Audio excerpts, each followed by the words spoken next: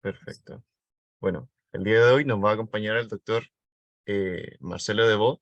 Es especialista en cirugía general de la Pontificia Universidad Católica de Chile. Soy especialista en cirugía de trauma y urgencias, jefe del servicio de urgencia del Hospital Base San José y de la Clínica Alemana de Osorno, además de ser socio fundador y tesorero en la Fundación Trauma Chile. El día de hoy, el doctor Debó nos va a acompañar en la clase de manejo de trauma de tórax. El anfiteatro es suyo, doctor. Ya, muchas gracias. Voy a conectar la presentación.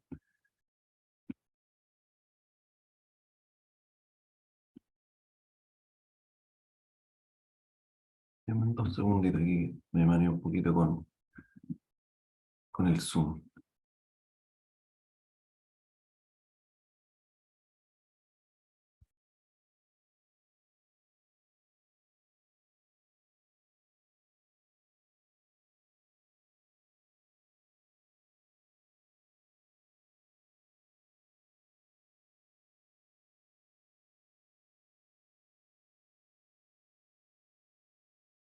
¿Ven ahí la pantalla, no?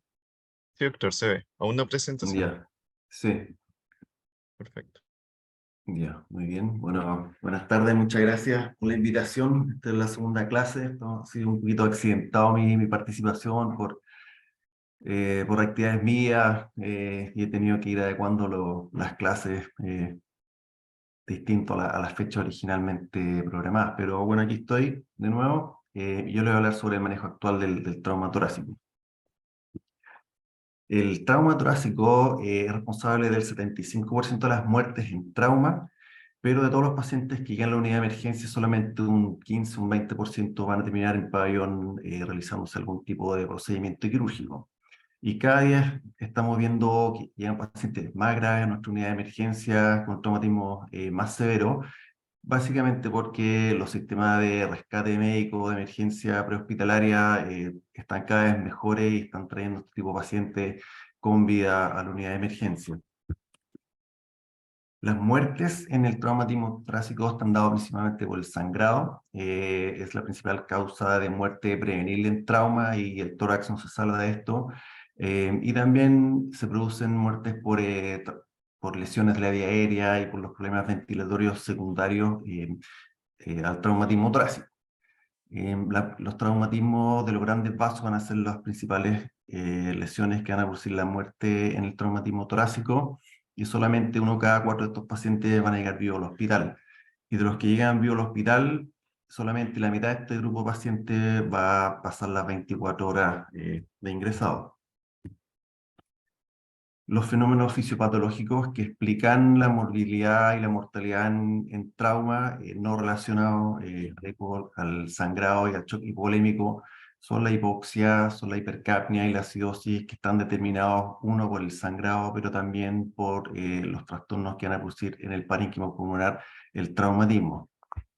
También por el compromiso de conciencia, el cual va a afectar la mecánica ventilatoria de este grupo de pacientes. El traumatismo torácico lo podemos clasificar de distintas maneras, como traumatismo del torso, tenemos traumatismos penetrantes, tenemos traumatismo contuso, que está dado por el mecanismo de desaceleración y por compresión, y por mecanismo combinado entre las dos anteriores. Y cada uno va a tener un manejo distinto y un pronóstico distinto, dependiendo cuál sea la fisiopatología del trauma. Para Con respecto al traumatismo contuso, bueno, el diagrama ahí muestra lo que es el péndulo de Newton y demuestra cómo en un traumatismo contuso por desaceleración la energía es transmitida desde el objeto sobre el cual impacta el vehículo en movimiento, ya sea otro vehículo o un objeto estático, y cómo esa energía se va transmitiendo hacia la pared torácica y de la pared torácica hacia el interior, afectando cada uno de los órganos intratorácicos dependiendo de la magnitud de la energía implícita en el traumatismo. Es por eso que desde afuera hacia adentro se van comprometiendo con mayor a menor frecuencia las distintas estructuras de la pared torácica y de la cavidad torácica, siendo las más frecuentes las lesiones de costilla, de esternón, de clavícula. Y después, a la medida que aumenta la energía, vamos ya viendo lesiones pulmonares como contusiones, hemotórax o roturas del árbol traqueobronquial. Y en la medida que aumenta la energía implícita, ya están produciendo lesiones de órganos más profundos, como aquellos que están en el mediastino posterior, o los grandes vasos y el corazón. A diferencia del traumatismo contuso, el traumatismo penetrante va a depender de la trayectoria del objeto penetrante, va a depender de la energía del objeto penetrante, y esto está determinado si es por arma de fuego o ya sea por arma blanca, y va a haber que tener en mente el trayecto para determinar cuáles son los probables órganos que están lesionados. Por ejemplo, lo que va a matar al paciente van a ser las lesiones de los grandes vasos y del corazón. El manejo de estos pacientes está dado por la mnemotecnia de la ABCD, que nos enseña la TLS. Hoy en día se habla del C o del manejo del C, que son la hemorragia exsanguinante, antes de manejar o evaluar inicialmente la vía aérea o la mecánica ventilatoria. El problema con el tórax es que se trata de una cavidad que no es compresible, por lo tanto el sangrado de intratorácica no vamos a poder comprimirlo inicialmente, y vamos a tener que evaluar rápidamente al paciente y determinar si es que está sangrando y cuál es la magnitud del sangrado intratorácico.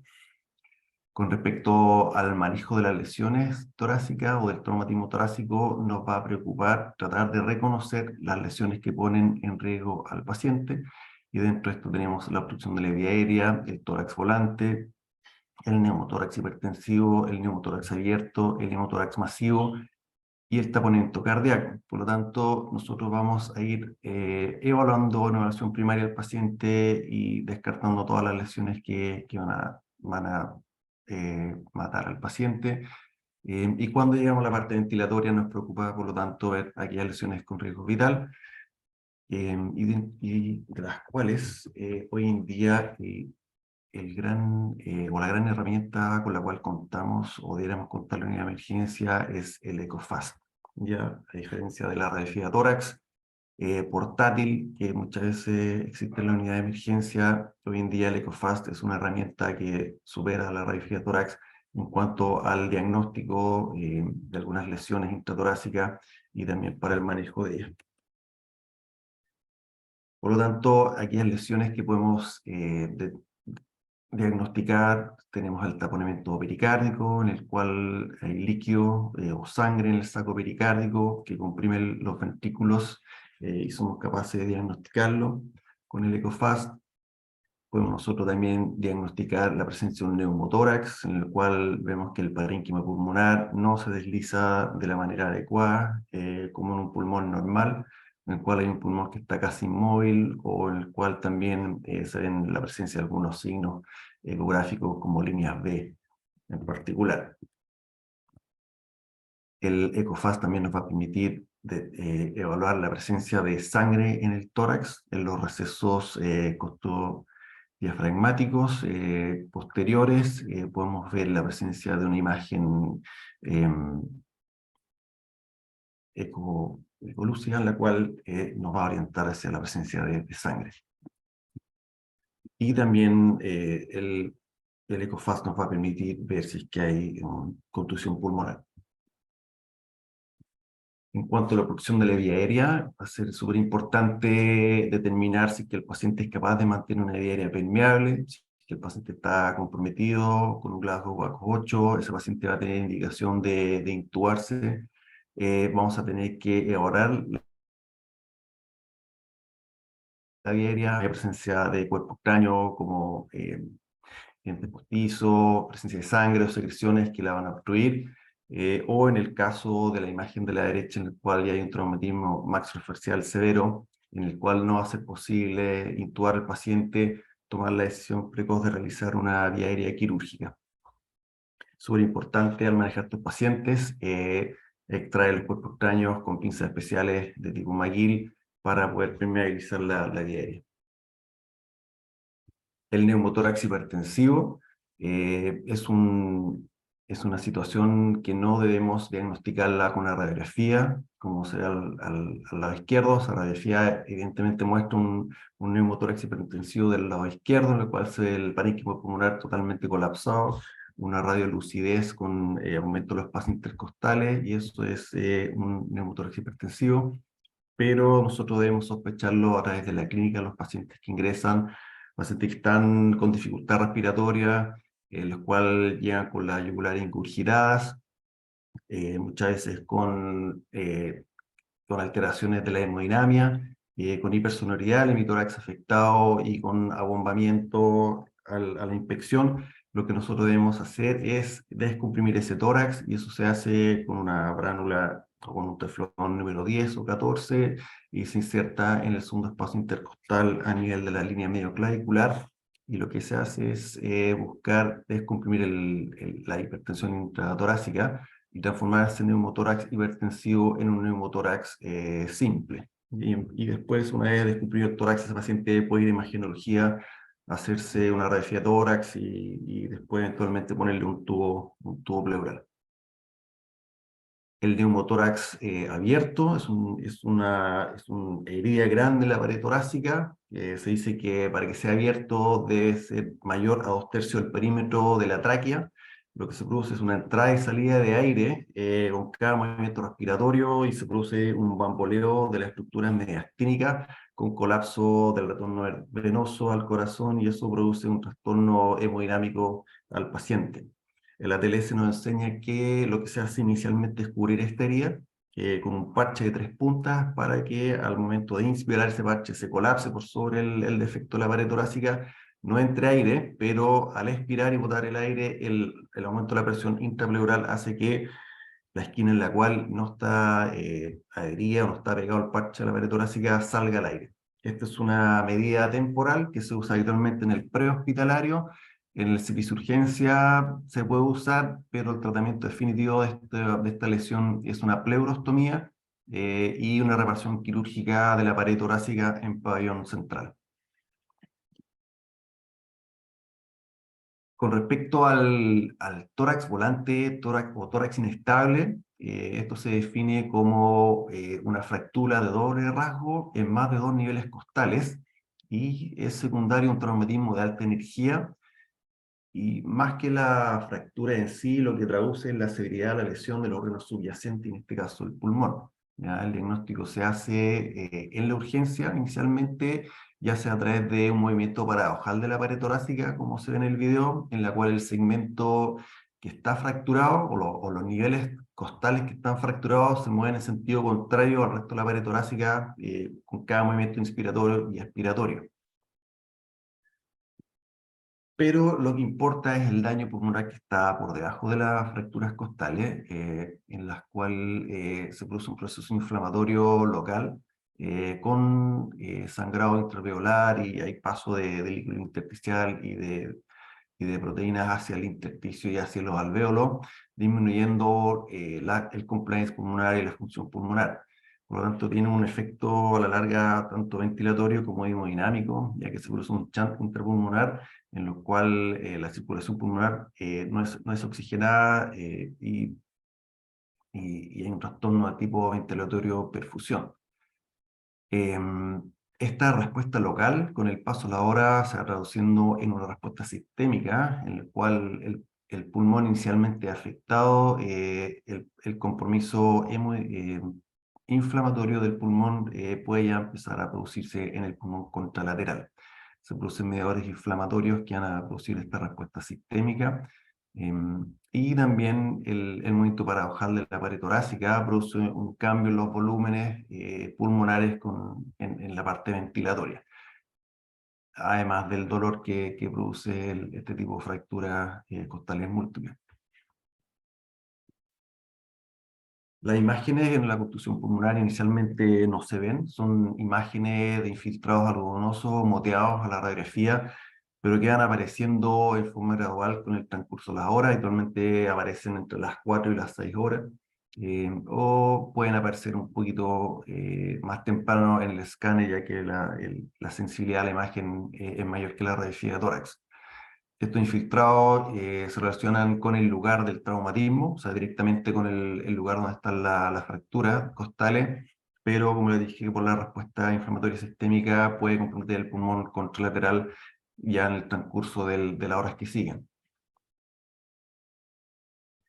Este tipo de paciente, dependiendo de la alteración o trastorno ventilatorio que tienen, deben ser manejados en una unidad de cuidados intensivos. Muchas veces van a requerir ventilación asistida, ya sea invasiva o no invasiva, manejo de su trastorno ventilatorio, manejo de tipo analgésico, y eventualmente estos pacientes van a necesitar también una fijación costal, una osteosíntesis costal, idealmente antes de las 24 o 48 horas, para mejorar lo que es la caja torácica y que le va a ayudar a lo que es la mecánica ventilatoria posterior.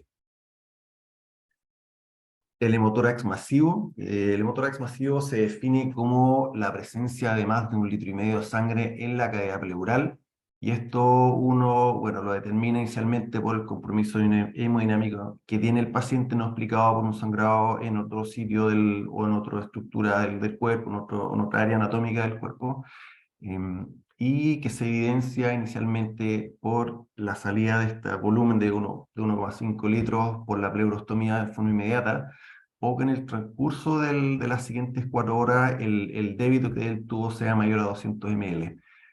Eso es como la definición clásica del hemotórax masivo, pero también uno debe considerar o definirlo como tal en todo paciente que eh, presente una alteración hemodinámica producto del sangrado, pacientes que vayan a requerir transfusiones por la misma causa o que requieran el manejo con drogas vasoactivas. Esta, eh, es- Esta condición de hemotórax masivo va a ser indicación de exploración quirúrgica del tórax, justamente para ir a ubicar el sitio del sangrado y repararlo de manera quirúrgica, porque no se va a tener solo con la pleurostomía o con la expansión del pulmón. El taponamiento pericárdico, bueno, como le explicaba, eso se diagnostica por la hemodinamia, por un paciente que viene en shock. Muchas veces se habla de la tríada de Beck, en la cual hay ingurgitación yugular, hipotensión y ruidos cardíacos apagados, pero la verdad es que en el contexto de unidad de emergencia es bastante difícil pesquisar los signos de esta tríada clásica.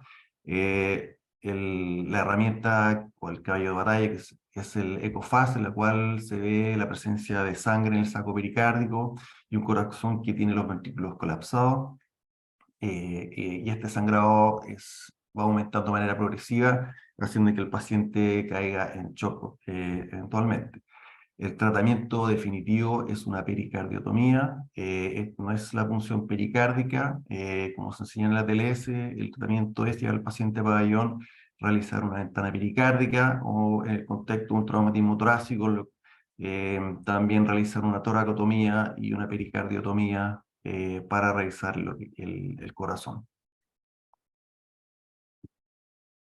Ya pasando, una vez que el paciente ya hemos descartado lesiones que ponen en riesgo vital o ya han sido manejadas de manera adecuada, lo que se hace es enfrentar a un paciente que, entre comillas, está estable, y ya se pueden empezar a usar otro tipo de instrumentos o imágenes diagnósticas como la radiografía de tórax. En el caso de que no haya radiografía en el box de urgencia, el paciente va a ir a la unidad de rayos a realizarse lo que es el set de trauma, que es el clásico radiografía de tórax, anteroposterior, la radiografía de columna cervical y la radiografía de pelvis. Hoy en día, en aquellas unidades de emergencia en las cuales existe un escáner a corta distancia, muchas veces se obvia la toma de la radiografía con el set de trauma, y el paciente va básicamente a hacerse un escáner de cuerpo completo. Cuando sobre todo en pacientes que tienen traumatismo torácico contuso, uno deberá escanear no solo el tórax, sino que también el abdomen y la pelvis, y en las cuales hay sospecha de, sobre todo en lesiones penetrantes por arma de fuego, y al ECOFAST hay líquido libre en el abdomen. Uno debiera también escanear tanto el tórax como el abdomen y la pelvis, ¿ya? Se van a tomar exámenes de sangre y vamos a ir a descartar aquellas o a buscar aquellas lesiones que sean potencialmente letales a través de la evaluación secundaria del paciente. Aquí tenemos ya el hemotórax simple, la contusión pulmonar, las lesiones traqueobronquiales, la contusión cardíaca y la lesión traumática de la aorta.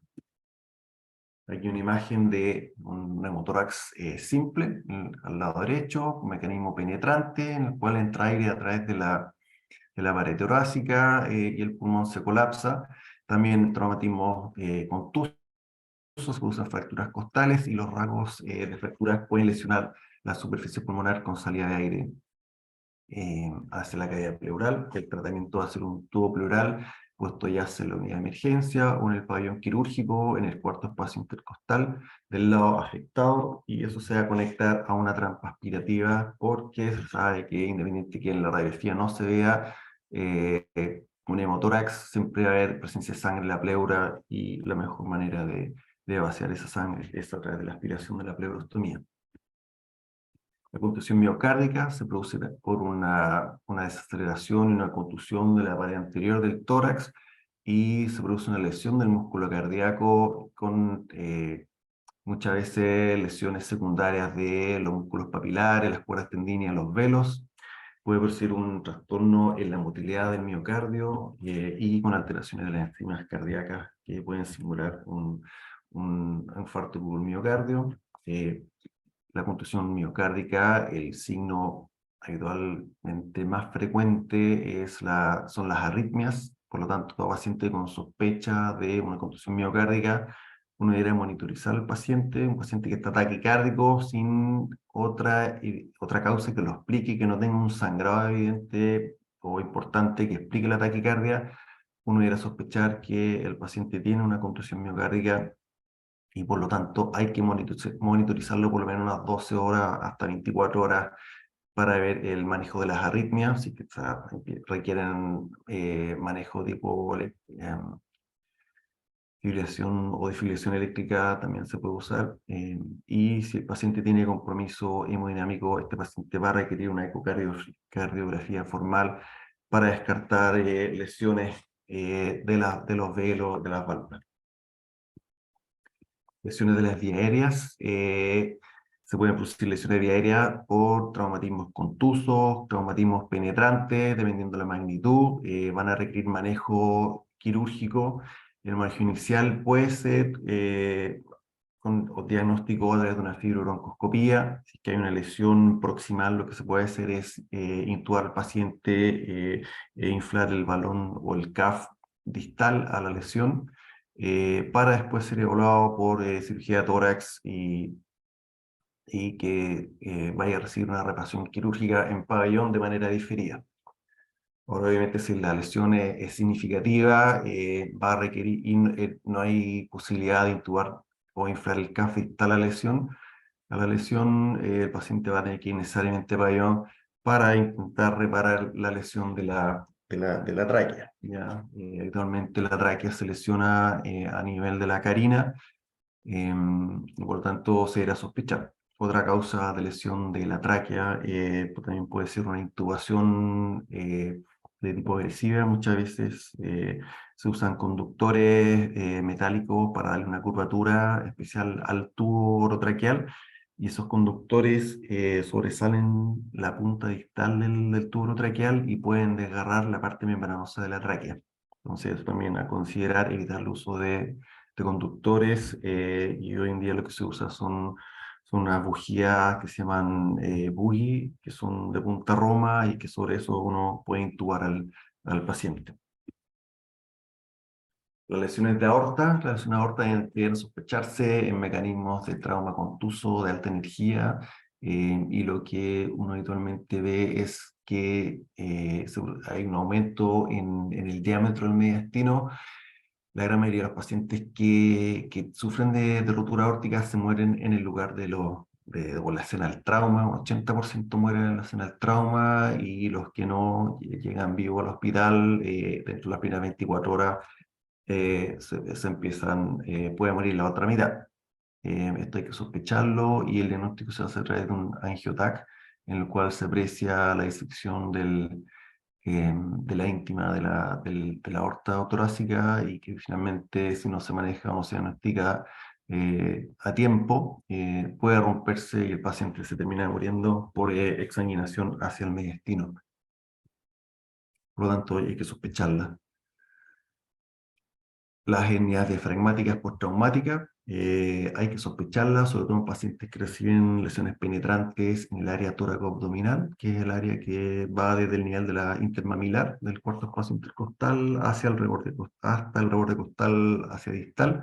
Es una zona en la cual el diafragma, dependiendo del movimiento respiratorio, del tiempo respiratorio, puede recibir la lesión por el arma o por el vector traumático que ingresa por el tórax, pero puede perforar el tórax y producir una lesión que, si no se sospecha, a la larga puede producir una hernia. Por lo tanto, todo paciente que tiene una lesión penetrante en esta zona que se llama tóraco abdominal, lo que se debe hacer es, bueno, obviamente un escáner.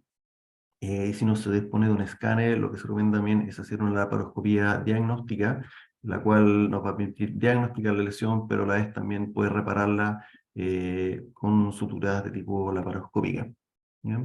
También se producen roturas diafragmáticas por mecanismos contusos, pero ya se producen una lesión mucho más grande, se dice que se produce como una lesión de tipo estelar, como que se estalla, se produce un estallido del diafragma, y por lo tanto la lesión es mucho más evidente que una lesión penetrante por arma blanca, en la cual uno debe sospechar básicamente por la ubicación de la herida. Por lo tanto, ¿qué hacemos con este paciente? Aquí voy a sacar esto que me está molestando.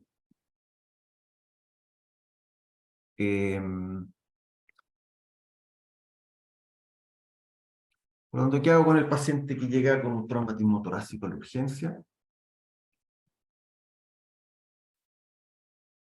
Corre la diapositiva.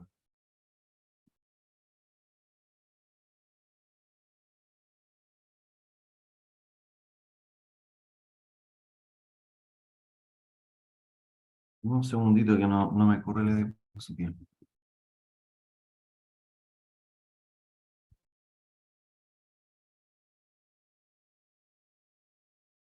Ya, ahí sí.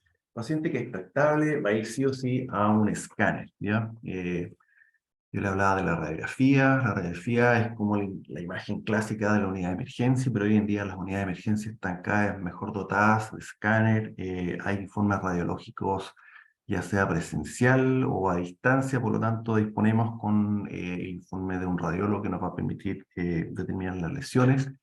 Y de no contar con un radiólogo y contar con cirujanos generales de trauma, deberemos ser capaces de diagnosticar el tipo de lesiones para poder, en base a este hallazgo, tomar la mejor decisión. Ya en este caso lo que vemos es un neumotórax derecho, hay una contusión pulmonar bilateral, es mayor a derecha, y hay hemotórax bilateral, pero de poca cuantía. Ya en el contexto de un paciente estable, lo que se va a requerir probablemente sea un tubo pleural, o también se pudiera observar dependiendo de dónde se ha manejado el paciente.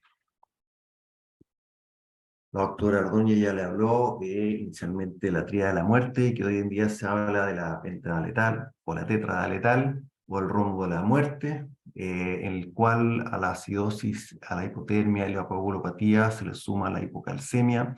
Esta hipocalcemia está dada por pérdida de calcio por el sangrado agudo en trauma, pero también por las transfusiones que va a recibir estos pacientes, en el cual la sangre se mantiene gracias al citrato, y el citrato lo que hace es quelar el calcio, y por lo tanto el paciente va a hacer hipocalcemia. Esta hipocalcemia también se ve afectada por la presencia de acidosis, la coagulación también va a estar alterada por la ausencia de calcio, y la hipotermia también produce una alteración en la calcemia. Y esto es lo que nosotros vamos a ver en todo paciente que esté inestable desde el punto de vista hemodinámico, sobre todo en aquellos pacientes que ya están en estado de shock o en extremis, que son los pacientes que están con una presión sistólica menor a 70 milímetros de mercurio, y en los cuales todo nuestro esfuerzo va a ser tratar de subir esa presión arterial y de revertir lo antes posible esta tetrada de la muerte.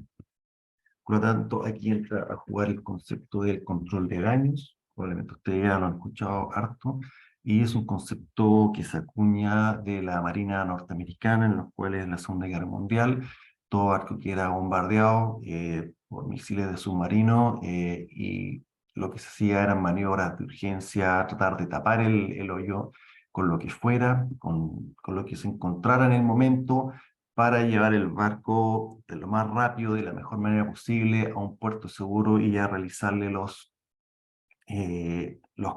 reparaciones estructurales que se requirieran para para que el barco pudiera funcionar nuevamente. Por lo tanto, el control de daño son maniobras rápidas, eh, temporales, solamente para salir de una situación de urgencia extrema. ¿Ya? El término se usó inicialmente en la década del 90 y se usó para cirugía de trauma de tipo abdominal, y después ya a principios del 2000 se empezó a usar el mismo término para lo que era el traumatismo torácico.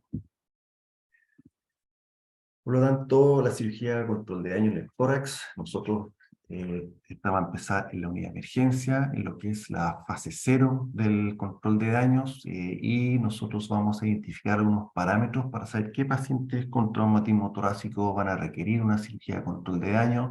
Y aquí tenemos parámetros fisiológicos y parámetros clínicos. Dentro de los fisiológicos son pacientes que están hipotérmicos, que están acidóticos, y que vienen comprometidos de conciencia. Y como parámetros clínicos tenemos pacientes que tienen un hemotórax masivo, que hay una lesión pulmonar importante que explique este hemotórax, o lesiones importantes de la vía aérea, o que haya múltiples puntos de sangrado en un paciente coagulopático. Por lo tanto, esos son parámetros que nos van a permitir a nosotros saber que este paciente requiere de un control de daño por traumatismo torácico. Y el control de daño no es solamente cirugía, sino que hoy en día ya se sabe que el control de daño es un concepto mucho más global, en el cual ya se habla de una reanimación en control de daños, en las cuales la cirugía es solamente una parte de ella. La reanimación de control de daño nuevamente parte en la unidad de emergencia, lo que es la fase cero del control de daño, en los cuales los principales objetivos o pilares de esta reanimación es detener el sangrado. Como les dije, el sangrado en el tórax es un sangrado que no es compresible, por lo tanto, vamos a tener que hacer todo lo posible para llevar rápidamente a este paciente pabellón. En el intertanto, vamos a reanimar a este paciente con pequeños volúmenes para evitar que el tapón o el coágulo no se desprende y el paciente siga sangrando. Vamos a querer transfundir a este paciente con componentes sanguíneos lo más parecido a la sangre total. Por lo tanto, ya hablamos de protocolos de transfusión masiva, en los cuales las proporciones de estos componentes sanguíneos se acerquen lo más posible a una relación de 1:1 entre glóbulos rojos, plaqueta, plasma y ojalá crioprecipitado. Y una vez que ya partió la reanimación o transfusiones, reanimación con transfusión masiva, pues nosotros aplicar a este paciente lo que se llama las pruebas viscoelásticas, ir transfundiendo ya los componentes específicos deficitarios en este grupo paciente o en este tipo de paciente en particular. Un elemento importante y que hoy en día se llama o le dicen el cuarto pilar en la reanimación en control de daño, es el REBOA. El REBOA, para los que no lo han escuchado o no lo conocen, es un balón que se infla dentro del lumen aórtico, eh, que produce una oclusión del lumen aórtico, y dependiendo de dónde se ubique este balón, lo que hace es aumentar la presión arterial proximal a la oclusión, permitiendo que le llegue más sangre oxigenada al cerebro y a las arterias coronarias. Lo clásico es que este balón se introduzca por vía femoral, a través de una punción o a través de un acceso quirúrgico en la unidad de emergencia, si es que hay gente que sabe colocarlo, y si es que no, ya en pabellón con los cirujanos. Lo clásico es que se usara o se usaba para los traumatismos pélvicos, pero hoy en día ya se sabe que se puede usar en traumatismos torácicos. Eh, los que están en contra de usarlo en el tórax, ellos argumentan de que si uno infla el balón en el tórax, lo único que va a conseguir es que aumente el sangrado torácico, pero se sabe que independiente de que aumente el sangrado, el hecho que mejore la perfusión cerebral y coronaria de estos pacientes va a determinar que el paciente tenga más chance de salir de su condición de riesgo vital. Hoy en día, bueno, lo clásico también con respecto a las imágenes en un paciente que está inestable es que el paciente no debe ir a escáner por el riesgo que ese paciente pierda minutos preciosos y que lo clásico es que era ir a pabellón, pero hoy en día se sabe también que si la unidad de imágenes o el escáner está a corta distancia de la unidad de emergencia, y el paciente está siendo reanimado, existe un beneficio en el cual este paciente es llevado a escáner. Hay estos protocolos del medio contraste en los cuales en solo 5 minutos tenemos una imagen completa de todo el cuerpo, con medio contraste que nos permite ver los órganos sólidos con su irrigación tanto arterial como venosa. Y la gran ventaja de hacer un escáner en un paciente que está inestable es poder determinar cuáles son las lesiones y cuál va a ser el mejor abordaje quirúrgico. Porque muchas veces, sobre todo en heridas por arma de fuego, sabemos que hay un sitio de entrada del proyectil, pero no sabemos bien cuál es la dirección, qué órganos son los que están afectados, de dónde está sangrando específicamente. Y el hecho de que nosotros sepamos dónde se ubica la lesión, dónde está el sangrado, nos permite ahorrar tiempo preciosos en el pabellón e ir directamente a detener el sangrado. Ya estos pacientes que van a ir a escáner, que están inestables, deben ir necesariamente trasladados por un equipo de trauma que esté reanimando al paciente constantemente, y se sabe que estos pacientes que van a escáner, que lo que se llama el trauma TAC, están menos tiempo en la unidad de emergencia esperando realizarse imágenes, lo que se llaman imágenes órgano-específicas, en las cuales el médico dice, ah, no, mira, mejor le pido un escáner de tórax, pero pues ya agreguemos un escáner de abdomen. Si hay un protocolo que dice, todo paciente inestable, un traumatismo torácico en este caso específico, va a ir a un trauma TAC, se sabe el tiro que el paciente cumple con criterios, no se pierde tiempo, va directo a rayo. En rayo vamos a ver de dónde está sangrando. El paciente no está más de 10 minutos en la unidad de rayo y se va directo después al pabellón, y en todo ese trayecto no debería demorar más de 20 minutos, ¿ya? De lo contrario, muchas veces los pacientes están 40 minutos, una hora esperando a que los llamen a escáner y ver qué escáner le van a hacer o qué segmento les van a tomar. Con respecto a la toracotomía de resucitación, se dice que el paciente o el control de daño en tórax comienza en la unidad de emergencia en aquellos pacientes en los cuales no tenemos el REBOA, y el paciente está en un estado que se llama extremis o agonal, en el cual la presión arterial sistólica es menos de 70 milímetros de mercurio y no responde fluido. Este paciente hay que necesariamente abrirle el tórax y hacerle una oclusión de la aorta torácica, ¿ya? Eso en el caso de no tener un REBOA o gente que esté entrenado en instalar un REBOA a la unidad de emergencia. La toracotomía de resucitación nos permite algunas medidas que se llaman medidas temporales o medidas temporizadoras, y dentro de estas tenemos evacuar el taponamiento pericárdico, abrir el pericardio, sacar la sangre, controlar la hemorragia, en el sentido de si hay que pasarle un punto no al corazón, ponerle una sonda Foley o el dedo. Permite clampear la aorta, como les explicaba. Paciente que está agónico, hipovolémico, va a haber que apoyar el corazón masajeándolo, y también si el paciente tiene una lesión importante del pulmón o lesión central del hilio pulmonar, también clampear el hilio del pulmón. ¿Ya? Sin embargo, no todo paciente se le va a poder hacer una toracotomía de reanimación. Y nosotros tenemos que tener en mente que solamente aquellos pacientes que tienen lo que se llaman los signos de vida van a beneficiarse de una toracotomía de reanimación. Ya pacientes que tienen penetrantes torácicas o traumatismo torácico, que llegan en estas condiciones, pero que no presentan ya sea respuesta pupilar a la luz, que no tengan movimiento respiratorio, que no tenga un trazado electrocardiográfico al monitor. No vamos a conseguir nada con abrirle el tórax y hacerle todo esto de las maniobras temporizadoras, ¿ya? Los pacientes que más se benefician con una toracotomía de reanimación son aquellos pacientes que reciben una penetrante torácica, que niega con signos vitales, y donde las probabilidades de sobrevida pueden llegar hasta el 15%, si es que se hace todo bien. Aquellos pacientes que vienen con traumatismo contusos y que no tienen signo de vida, las probabilidades de que ese paciente salga vivo se acercan al 0%, 0 o 2%. Por lo tanto, el objetivo de la toracotomía de reanimación es detener el sangrado activo y poder subirle la presión a un nivel mínimo, que es por sobre los 70 mililitros de mercurio para llevar a este paciente urgentemente a pabellón. ¿Ya? Y ahí lo que vamos a hacer es lo que se llama la toracotomía abreviada o toracotomía de control de daño, que son procedimientos rápidos, sencillos y maniobras temporales en lesiones que no requieren una reparación inmediata. ¿Ya? Y esto nos permite disminuir la mortalidad desde un 60% hasta un 30 o 35% si es que la decisión se toma de manera precoz en base a esos parámetros fisiológicos y patrones anatómicos o clínicos que yo les explicaba.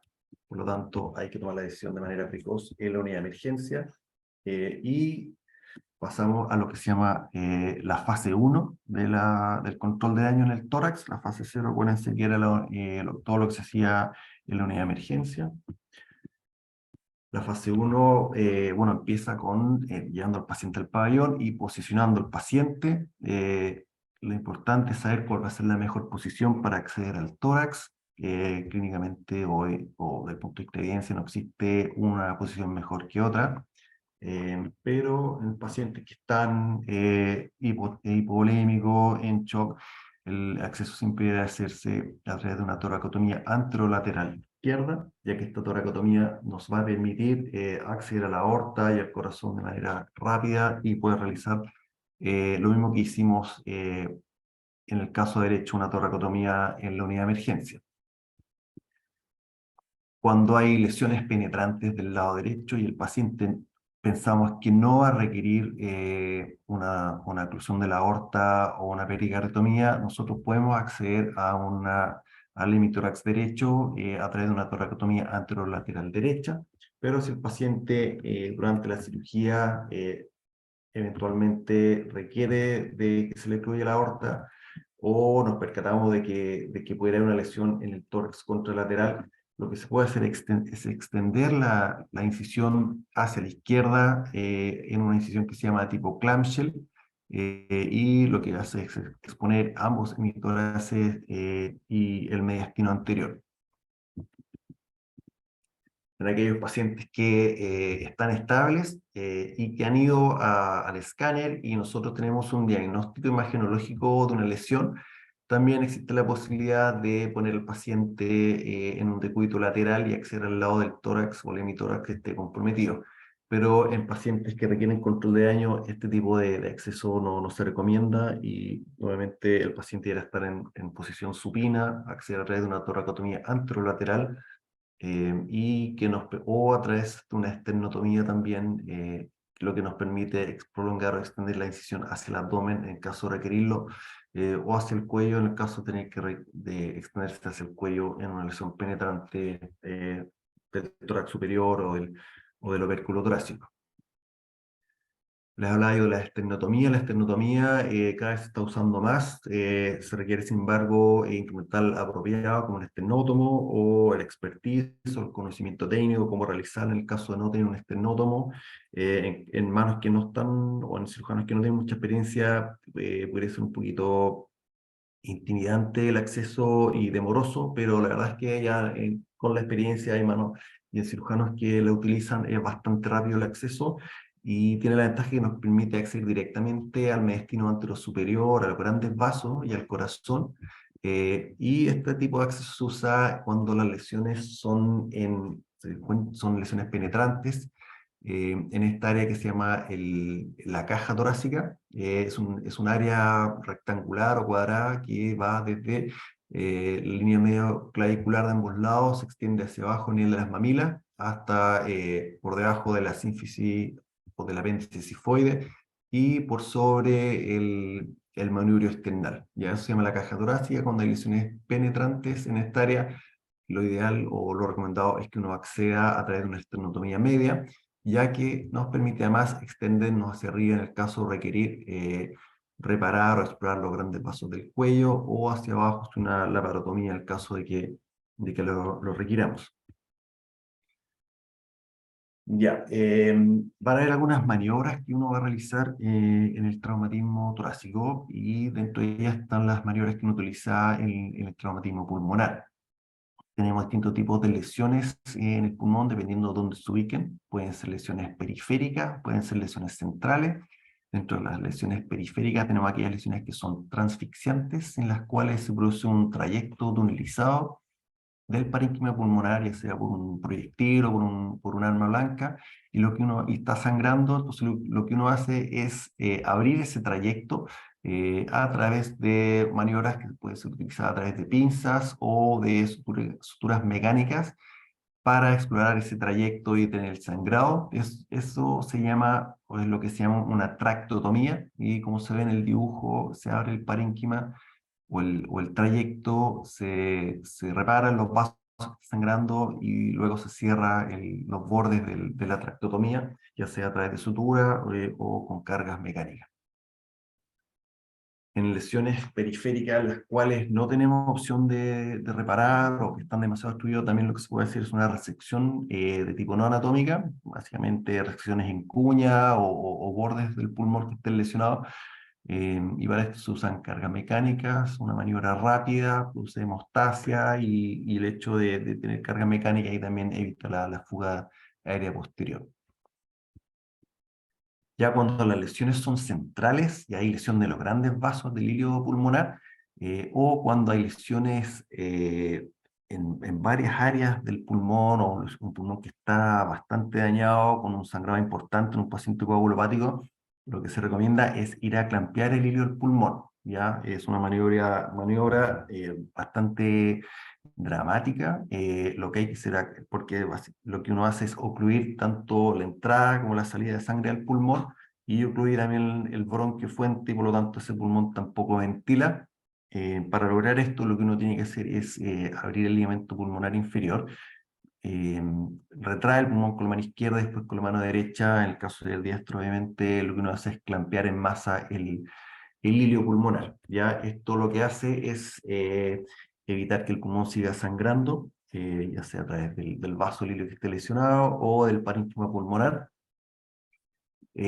Cuando uno logra identificar qué vaso hilio está lesionado, lo que uno puede hacer es ir a clampear ya de manera más selectiva, ya sea la vena o la arteria pulmonar, y de esta manera el compromiso de tipo fisiológico, el insulto fisiológico no es tan severo para el pulmón.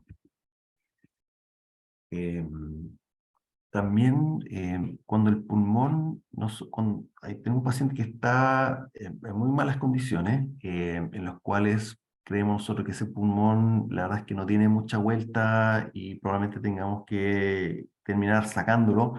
Lo que uno puede hacer es dejar el clamp puesto y mandar al paciente con un cierre temporal de la pared torácica a la UCI, y después volver al día siguiente, a las 24 o 48 horas, para ya sacarle el clamp y hacerle la neumonectomía de rigor. Ya obviamente si uno deja un clamp puesto más de 6 horas, ese pulmón se va a terminar muriendo.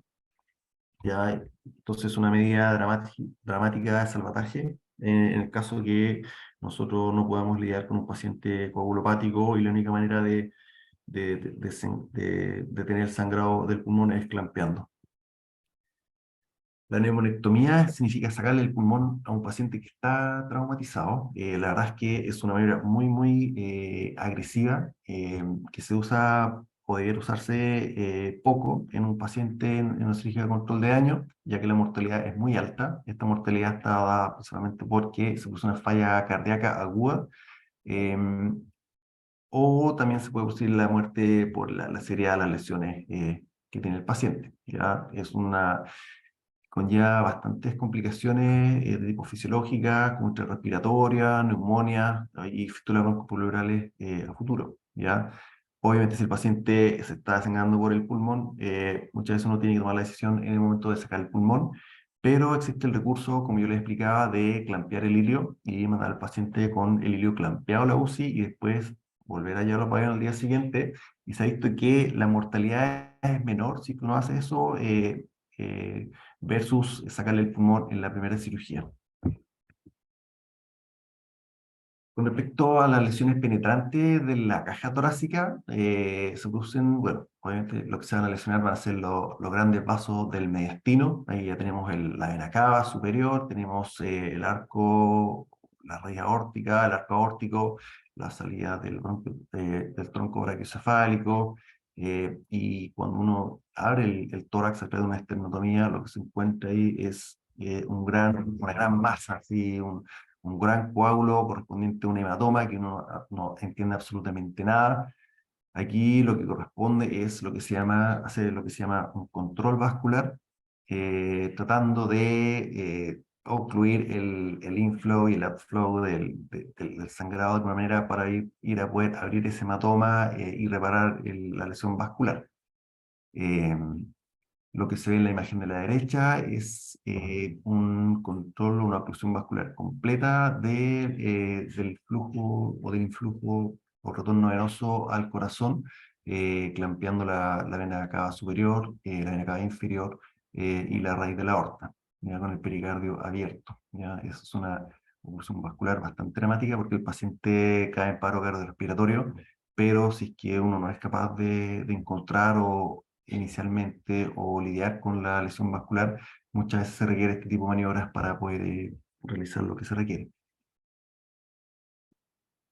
En cirugía control de daño, cuando hay lesiones de grandes vasos, sobre todo en el vaso subclavio, en la carótida o también en los vasos inguinales, existen unas maniobras temporizadoras que se llaman los shunt. Los shunt vasculares son puentes que uno realiza en pro de que se vuelvan a reperfundir las extremidades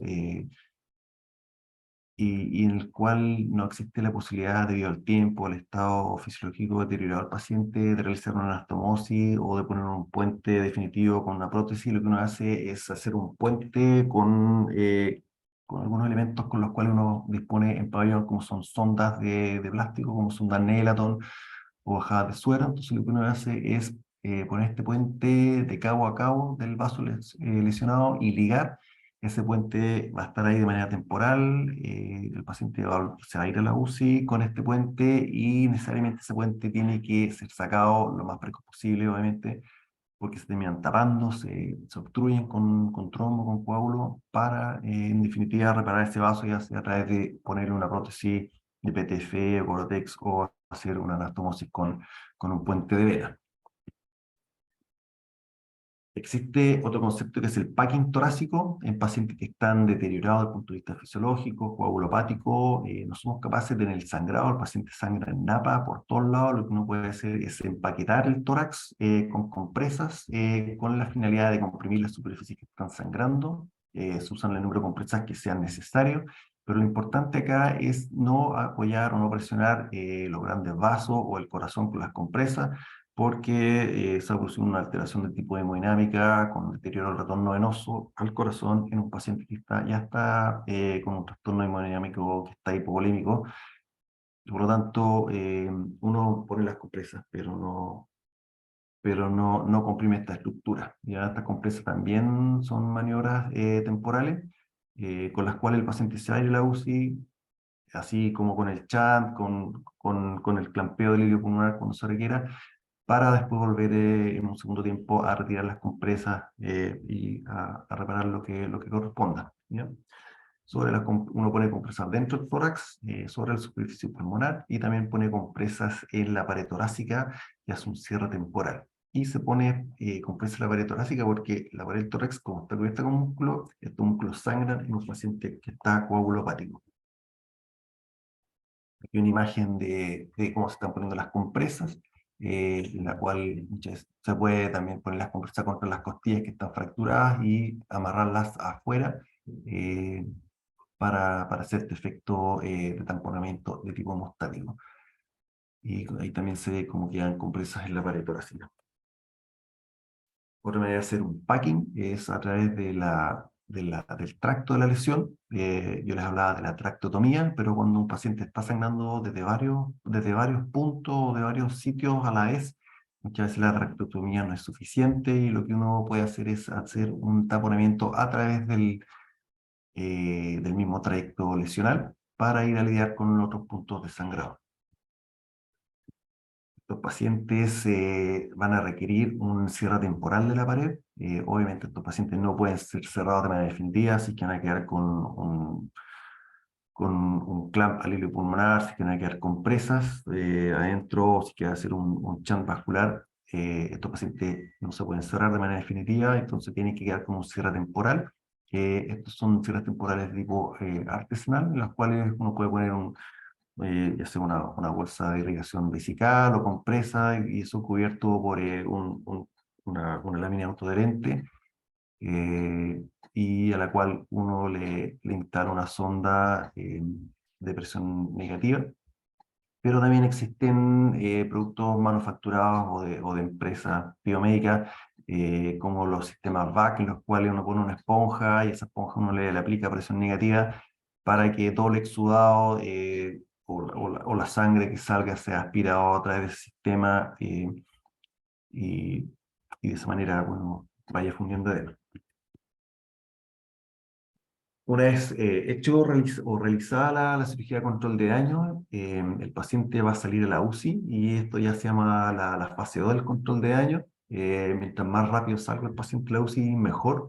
Mientras más rápido se corrijan estos trastornos fisiológicos, como son la la tetra de la muerte o el diamante, el rombo de la muerte, más probabilidad de sobrevida tiene el paciente. En la UCI los principales objetivos son recalentar al paciente, corregir la coagulopatía, la parte ventilatoria, y lo que se va a hacer es una revisión por metas. Justamente hay ciertos objetivos o metas que se intentan corregir en cuanto a la acidosis, a la parte de la coagulopatía, a la temperatura, y se dice que ojalá estas puedan estar normalizadas dentro de las primeras 24 horas, ¿ya? Eh, para que el paciente tenga mejores probabilidades de sobrevida. Cuando el paciente está más estable, o ya con normalización de sus parámetros, el paciente va a volver nuevamente al pabellón a la fase 3, para hacer retiro de las compresas, hacer la reparación vascular, retirar los chants, y cubrir suturas o muñones de los vehículos vasculares. Eso. Muchas gracias.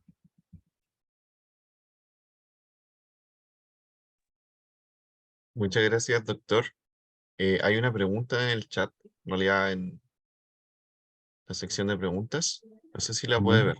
Se la leo. A Eh, ver. dice, las salas de tomografía suelen ser frías.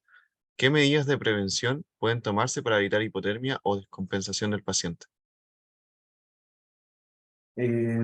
Bueno, en las unidades en los reanimadores de la unidad de emergencia, o los shock room o los trauma room, lo que se tiene son máquinas que calientan frazadas, ¿ya? Los pacientes que en la unidad de emergencia, lo que uno hace habitualmente es desvestir al paciente, sacarle la ropa que está mojada, que esté manchada con sangre, porque el paciente rápidamente cae en hipotermia, y lo que uno hace es cubrir al paciente con frazadas. Ya existen mantas térmicas que en las mismas unidades de rescate prehospitalario las traen, pero existen, no sé cómo se dice, unos containers que calientan frazadas sobre las cuales uno cubre al paciente, y también existen algunos como instrumentos que calientan los sueros. Entonces, si el paciente va a recibir líquido, va a recibir sangre, eso tiene que ir caliente, y también hay que cubrir al paciente con frazadas que estén a una temperatura idealmente preintegrada, para prevenir lo que es la hipotermia.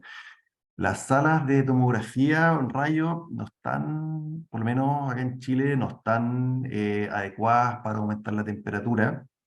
Por lo tanto, si el paciente no viene con todas estas medidas de prevención, él puede rápidamente caer en hipotermia.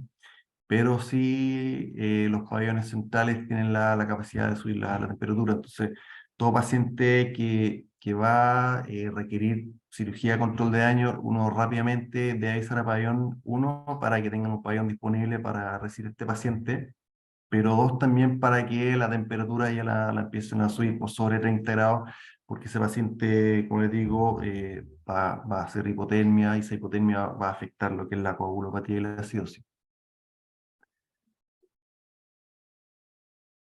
Perfecto, doctor. Acá está la siguiente duda. Dice, ¿hay alguna lesión traumática del tórax, como neumotórax, contusión pulmonar, que no se pueda detectar con un escáner y siempre sea necesario hacer el ECOFAST? O sea, lo que pasa es que el ECOFAST hoy en día es parte del examen físico del médico que está en un reanimador. Y lo que se usa el ECOFAST es para descartar o detectar estas lesiones que van a poner en riesgo vital al paciente. Ahora, muchas veces un ECOFAST no te va a mostrar nada, sin embargo, el paciente con el transcurso de la hora va a empezar a caer en una insuficiencia respiratoria, va a empezar a desaturar y la verdad es que lo que uno va a de ir a mandar al paciente a imágenes para ver qué es lo que está pasando. Ya, como explicaba, la contusión pulmonar muchas veces no se detecta inicialmente, sin embargo, todos estos infiltrados empiezan a aparecer con el transcurso de las horas. Entonces, el ECOFAST lo que hace es detectar las lesiones que van a matar al paciente, eh, y la contusión pulmonar no va a matar al paciente de manera inmediata, y por lo tanto eso uno lo detecta con el transcurso de la hora y con imágenes. Perfecto, doctor. Hay otra pregunta que dice, ¿en herida penetrante por arma blanca se realiza exploración digital como en el abdomen? No, no, no. En la herida penetrante de tórax lo que uno debe hacer es cerrar la herida con un punto y si el paciente está estable, bueno, el ECOFAS en caso de tenerlo, pero ese paciente va a rayos. ¿Ya? Ese paciente va a rayos para ver si es que tiene un neumotórax o un hemotórax, en el caso de estar estable, o manejarlo si es que está inestable, como fue explicado en la clase. Pero nunca explorar la herida con un dedo porque una herida lacerante la puede terminar haciendo penetrante por el mero hecho de haberle metido el dedo. Perfecto, doctor. Al parecer no hay Carlos, más mira, hay preguntas. sí, Sí, una acotación nomás. Yo no lo dije acá, pero la verdad es que el traumatismo tórax da para mucho. Hay distintas formas como el tórax tiene una parte que está por sobre las clavículas y otra parte que está por debajo. Muchas veces lo que uno puede hacer en heridas penetrantes en un paciente que está choqueado, justamente para el manejo de esta sed, de sangrado exsanguinante, es meter una sonda Foley. Ya en heridas penetrantes, tiene un paciente que está choqueado, no nos llega la sangre. Como primera maniobra, lo que uno puede hacer es meter una sonda Foley, inflar el balón con 20 ml de suero y traccionar un poco, y eso puede servir de maniobra temporizadora para estabilizar al paciente y hacer las demás cosas que se requieren antes de llevarlo a pabellón o eventualmente llevarlo a escáner.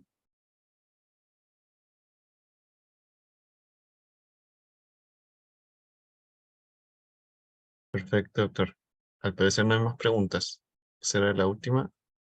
Eh, no surge ninguna otra. Doctor, nuevamente muchas gracias por acompañarnos en esta nueva versión del curso. Ha sido una clase muy completa.